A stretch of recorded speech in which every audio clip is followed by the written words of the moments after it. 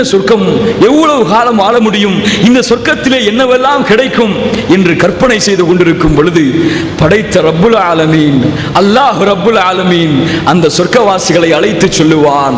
நான்கு அழகான வாழ்க்கையுடைய தத்துவத்தை அல்லாஹ் சுப்ஹானஹு வ தஆலா சொல்லுவான்.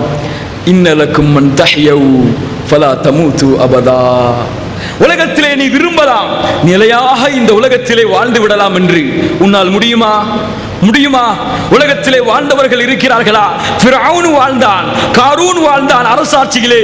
முடிந்ததா? அல்லாஹ் சுப்ஹானஹு வ தஆலா அழித்து விட்டான். யாராக இருந்தாலும் சரி, நபி முஹம்மது ஸல்லல்லாஹு அலைஹி வஸல்லமாக இருந்தாலும் சரி, இந்த பூமியிலே அவராலும் நிலையாக இருக்க முடியாது. ஆனால் சொர்க்க வாழ்க்கை அப்படி அல்ல. மனிதனே, இந்த சொர்க்கத்திற்கு நீ செல். யார் கூறுகிறார்கள்?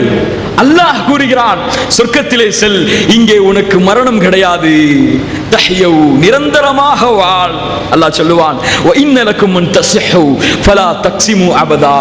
மனிதனே, உலகத்திலே கவலை, நோய், எப்படி இந்த நோயை குணப்படுத்துவது? கவலையாகவே நோயுடனே உன்னுடைய வாழ்க்கையை கழித்தாய். நோய் இல்லாமல் உலகத்திலே யாராலும் வாழ முடியாது. நீ சொர்க்கத்திலே செல். இந்த சொர்க்கத்திலே உனக்கு ஆரோக்கியம் மட்டும்தான், நோய் கிடையாது. அல்லாஹ் சொல்லுவான், ஃபஇன்னலக்கும் மன் தஷிப்பு ஃபலா தஹரமு அபதா.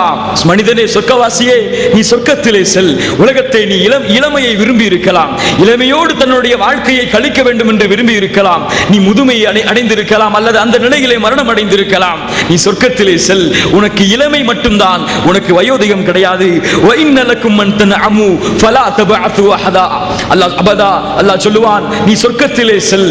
உனக்கு நிரந்தரமாக அருட்கொடைகள் கூடி கொண்டே இருக்கும், எதுவும் குறையாது. இந்த துனியாவிலே அப்படி அல்ல. இன்று சம்பாதிப்பவர் நாளை ஏழையாகலாம், இன்று ஏழையாக இருப்பவர் நாளை பணக்காரராகலாம். இன்று கிடைத்திருக்கலாம் அல்லாஹ்வுடைய அருள், நாளை கிடைக்குமா என்று தெரியாது.